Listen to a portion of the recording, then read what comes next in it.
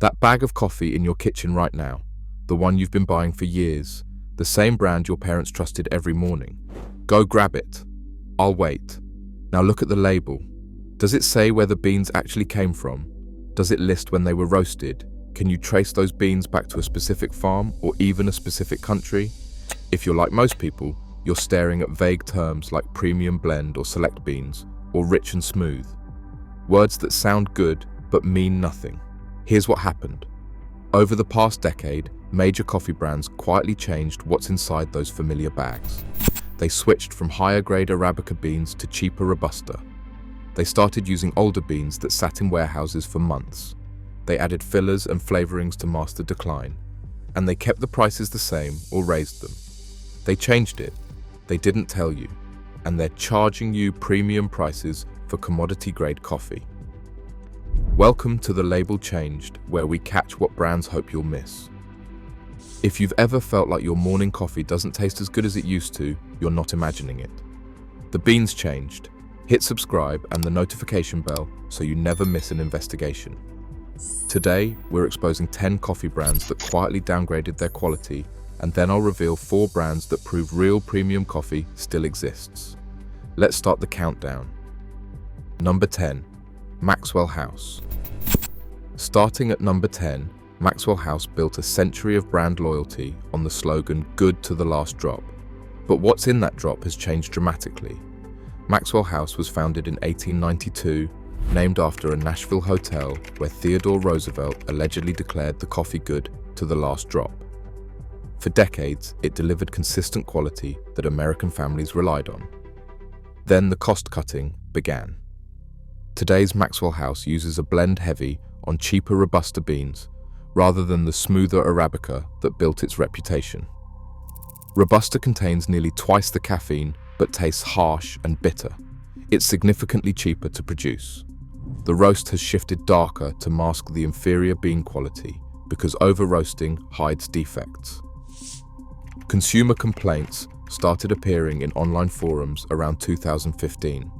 The coffee tastes burnt now. It's bitter and harsh. Something changed. Maxwell House never announced a reformulation. They just quietly changed the blend and hoped brand loyalty would carry them through. The parent company, Kraft Heinz, has faced financial pressure for years, and coffee quality became a casualty of margin optimization. Same iconic can, same nostalgic branding, different coffee inside. Number 9. Folgers. Folgers has been waking up America since 1850. The best part of waking up, their jingle promised. But the best part has gotten significantly worse. Folgers is owned by J.M. Smucker Company, which acquired the brand in 2008. Since the acquisition, the focus shifted from coffee quality to cost efficiency. The blend now contains a higher percentage of Robusta beans. The roasting process was industrialized further to maximize output. Independent coffee experts who've analyzed Folgers over the years note the increasing presence of defective beans in the blend. Beans that are broken, insect damaged, or underripe get ground up and hidden in the dark roast. You can't see them. You can taste them. The plastic canisters don't preserve freshness the way the old vacuum-sealed cans did. By the time you open that container, the coffee has been oxidizing for months. That stale, cardboard taste isn't your imagination. It's degraded coffee being sold as mountain grown. Folgers remains America's best-selling coffee brand, not because it's the best, because it's familiar. Brand loyalty is a powerful thing, even when the product no longer deserves it. Number 8. Dunkin' Donuts packaged coffee. Dunkin' built its reputation on reliable, affordable coffee served fresh in stores. But the packaged coffee you buy in grocery stores tells a different story. The beans in Dunkin' retail bags are not the same beans brewed in Dunkin' locations. The packaged line is produced by J.M. Smucker under license, the same company behind Folgers. The sourcing is different. The roasting is different. The freshness standards are different. Consumer reviews consistently note the disconnect. This doesn't taste like the coffee I get at Dunkin'. It's stale and bitter. That's because it isn't the same product. It's a licensed brand name on commodity coffee. The bags often sit in distribution warehouses for months before reaching store shelves. Then they sit on those shelves for more months.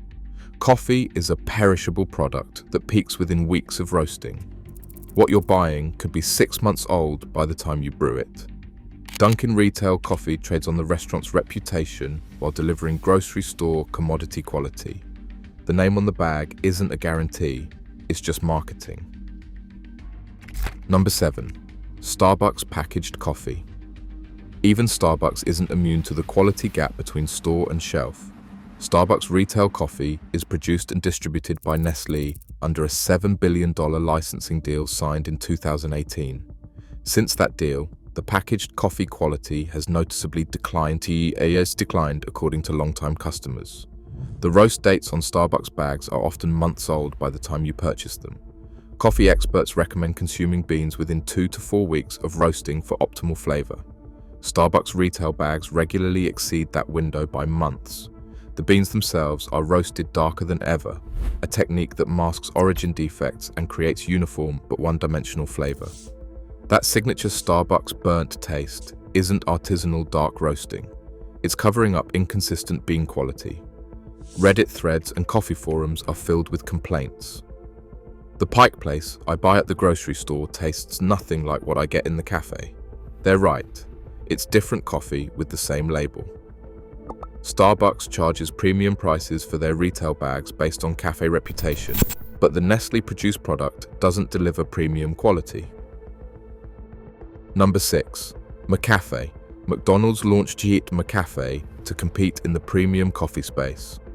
Their advertising positioned it as surprisingly good coffee at affordable prices, but the retail bags abandoned that promise. McCafe packaged coffee is produced by Kraft Heinz, the same company behind Maxwell House. The similarity isn't coincidental. The sourcing networks overlap, the processing facilities overlap, and the cost-cutting strategies overlap. What you're getting in a McCafe bag is essentially rebranded commodity coffee with McDonald's marketing budget behind it. The blend is heavy on cheaper beans, the roast is dark to hide defects, and the freshness is questionable. Consumer testing found McCafe bags with roast dates more than 5 months before purchase. At that age, the volatile aromatic compounds that make coffee smell and taste good have largely dissipated. You're brewing stale beans that were mediocre to begin with. The bright yellow packaging and McDonald's branding create an expectation that doesn't match reality. McCafe retail coffee is fast food quality in a premium-priced bag. Number 5. Peet's Coffee Retail Line. This one hurts because Peet's has genuine craft coffee origins. Alfred Peet pioneered specialty coffee in America, opening his first store in Berkeley in 1966. He taught the founders of Starbucks. His legacy deserves better. But Peet's was acquired by JAB Holding Company in 2012, a German conglomerate that also owns Keurig, Krispy Kreme, and numerous other food brands. Since the acquisition, the retail line has drifted from craft toward commodity. The beans in Peet's retail bags are roasted at industrial facilities, optimized for volume, not quality. The freshness windows have extended. The sourcing has consolidated toward larger, cheaper suppliers. Coffee professionals who have compared current Peet's to pre-acquisition product note the difference. The complexity is gone. The origin characteristics are muted. It tastes like every other dark roast now. Peet's charges premium prices based on craft heritage. The retail product no longer justifies that premium. The name on the bag references a legacy that corporate ownership has quietly abandoned. Number 4. Gevalia. Gevalia positioned itself as European sophistication in American grocery stores, Swedish heritage, royal appointment, premium imported coffee. The marketing worked for decades, but Gevalia is owned by Kraft Heinz, the same conglomerate behind Maxwell House and McCafe. The Swedish branding obscures American commodity sourcing and processing. Those beans aren't coming from exclusive European roasters. They're coming from the same industrial supply chains as every other craft coffee brand. Independent analysis found Gevalia products containing a significant percentage of Robusta beans despite marketing that implies premium Arabica. The light and medium roasts that were Gevalia's signature have been reformulated to cut costs. Long-time subscribers to Gavalia's mail-order service noticed the change. The coffee I've been ordering for 15 years suddenly tastes different. It's harsher and cheaper. They weren't imagining it. The company just didn't announce the change. Swedish heritage on the label, American commodity coffee in the bag, Kraft Heinz accounting on the balance sheet. Number 3. 8 o'clock coffee. 8 o'clock coffee claims an even longer heritage than most competitors, dating to 1859. The brand built its reputation on whole bean Arabica at affordable prices. For generations, it delivered on that promise. Then, Tata Global Beverages acquired 8 o'clock in 2006. The Indian conglomerate shifted sourcing toward cheaper origins and began incorporating more cost-effective beans into the blend. The original 8 o'clock formula featured 100% Arabica beans. Current formulations, according to coffee industry analysts, include Robusta in certain blends without clear disclosure. The original roast profiles have shifted darker to compensate for lower bean quality. Consumer reviews tell the story. I have been buying 8 o'clock for 30 years and it does not taste the same anymore. It is bitter and flat. The price stayed the same while the quality decreased. A quiet reformulation that betrayed generations of customer trust. The vintage branding and heritage claims reference a product that no longer exists. You are paying for nostalgia while drinking commodity coffee. Number 2. Chock-full nuts. Chock-full nuts earned its name from the founder's original business selling nuts in New York City. When he switched to coffee in 1932, he built a reputation on the slogan, "Heavenly Coffee." For decades, New Yorkers agreed. The brand changed hands multiple times, eventually landing with Massimo Zanetti Beverage USA. Each acquisition brought cost optimization. Each optimization meant cheaper beans, longer shelf life, and diminished quality. The current Chock-full nuts product contains blends that coffee professionals describe as unremarkable commodity grade. The signature flavor profile that made it a New York institution has been reformulated into generic darkness. Consumer complaints echo across decades of brand changes. This isn't the same coffee my grandmother served. They're right. It isn't. The name remains. The recipe that earned the name is gone. What you're buying is brand nostalgia, not the coffee that created the nostalgia. Number 1. Keurig K-Cup Coffee. Taking the number 1 spot as the biggest quality compromise in American coffee, Keurig K-Cups from any major brand. The K-Cup format is fundamentally hostile to coffee quality. The pods are filled with pre-ground coffee that began oxidizing the moment it was ground. They're packaged in plastic and aluminum that can't match proper coffee storage. They sit in warehouses and on shelves for months before you brew them. But the real problem is what's inside those pods. Independent testing has found K-Cups from major brands containing stale, low-grade beans that would be rejected by any specialty roaster. The grind is often inconsistent. The fill weights vary. The roast dates are either missing or meaninglessly old. Keurig has licensing deals with virtually every major coffee brand. Starbucks K-Cups, Dunkin' K-Cups, Peet's K-Cups. They all share the same fundamental problem. The format destroys quality, and the brands fill that format with their cheapest beans. The convenience tax is enormous. Per cup, K-Cup coffee costs 3 to 5 times more than brewing from fresh beans, and for that premium price, you get the worst possible version of every brand's coffee. K-Cups represent everything wrong with American coffee culture. Maximum convenience, maximum profit, minimum quality. The format itself is a reformulation, transforming fresh coffee into shelf-stable commodity product. But here's the good news. Not every brand compromised. These 4 brands prove you can still buy genuinely premium coffee. Fresh beans, transparent sourcing, actual quality. Number 4. Counterculture Coffee. Counterculture has been roasting in Durham, North Carolina since 1995 with a commitment to transparency that shames major brands. Every coffee they sell includes detailed origin information, the specific farm or cooperative, the processing method, the harvest date, The roast date. You can trace your beans from cup back to the farmer who grew them. Counterculture publishes LAAB reports on their coffees, including cupping scores and flavor notes verified by professional tasters. They pay farmers above market rates through direct trade relationships, which incentivizes quality at the source. The difference is immediate when you taste it. Complexity, origin character, freshness. This is what coffee is supposed to taste like before corporations optimized it for shareholder returns. Available online and in specialty grocery stores nationwide. Number 3. Stumptown Coffee Roasters. Stumptown launched in Portland in 1999 and helped define the third way coffee movement. Their commitment to sourcing and roasting quality hasn't wavered despite growth. Every bag includes a roast date, not a best by date months in the future. Stumptown recommends consuming their coffee within 2 weeks of that date. They're telling you their product is perishable because real coffee is perishable. Their direct trade program builds long-term relationships with farmers, visiting origins annually and paying premiums for quality. The beans are roasted in small batches at facilities where humans make decisions, not industrial algorithms. Stumptown was acquired by JAB Holding Company in 2015, the same conglomerate that owns Peet's. But unlike Peet's retail line, Stumptown has maintained quality standards. The key difference is distribution. Stumptown hasn't chased grocery store shelf space with extended freshness windows. They've stayed focused on specialty channels where quality matters. Number 2.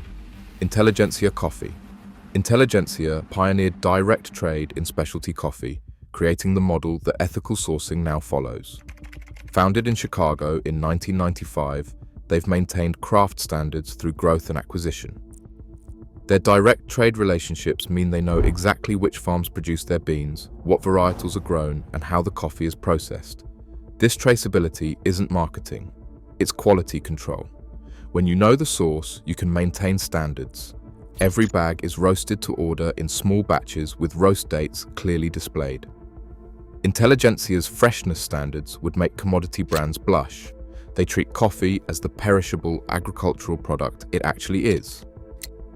The flavor complexity in Intelligentsia coffee reveals what mass-market brands sacrifice for scale. Origin characteristics, processing nuances, roast development. These things exist in coffee when someone cares enough to preserve them. Number 1. Blue Bottle Coffee. Taking the top spot as the gold standard for premium coffee, Blue Bottle Coffee. Founded by James Freeman in Oakland in 2002, Blue Bottle built its reputation on one radical commitment. They would only sell coffee within 48 hours of roasting. Coffee, Freeman argued, is a perishable product that peaks quickly and degrades rapidly. Treating it like a shelf-stable commodity destroys what makes it special. That freshness obsession continues today. Blue Bottle roasts to order and ships immediately. Their cafes receive deliveries multiple times per week. The beans you buy are days old, not months. Their sourcing standards are equally rigorous. Single origin coffees from farms they've personally visited. Direct relationships that ensure quality from harvest through processing. Prices paid to farmers that incentivize excellence rather than volume. Blue Bottle was acquired by Nestle in 2017 for reportedly over $500 million. Skeptics predicted quality decline. It hasn't happened. The freshness commitments remain. The sourcing standards remain. The premium pricing remains because the premium product justifies it. Blue Bottle proves that scale doesn't require sacrifice. You can grow a coffee company while maintaining craft standards. The major brands chose to compromise. They didn't have to. So what do you do with this information? First, check roast dates. Fresh coffee should be consumed within 2 to 4 weeks of roasting. If there's no roast date or only a best by date months away, the company doesn't prioritize freshness. Second, look for origin transparency. Single origin or farm-specific coffees are almost always superior to vague blends from multiple countries. Third, buy whole beans. Pre-ground coffee begins degrading immediately. Grind fresh before each brew. Fourth, expect to pay more. Quality coffee costs $12 to $20 per bag. If you're paying $6 for a pound of premium coffee, something is wrong. The product's changed, but you don't have to accept it. Every time you choose a transparent roaster over a commodity brand, you vote with your wallet. If you learned something today, subscribe to The Label Changed and hit the notification bell. Every like helps more people catch what brands hope they'll miss. Share this with someone who deserves to know what they're actually drinking. New investigations drop every week. The Label Changed. Now you know how to read it.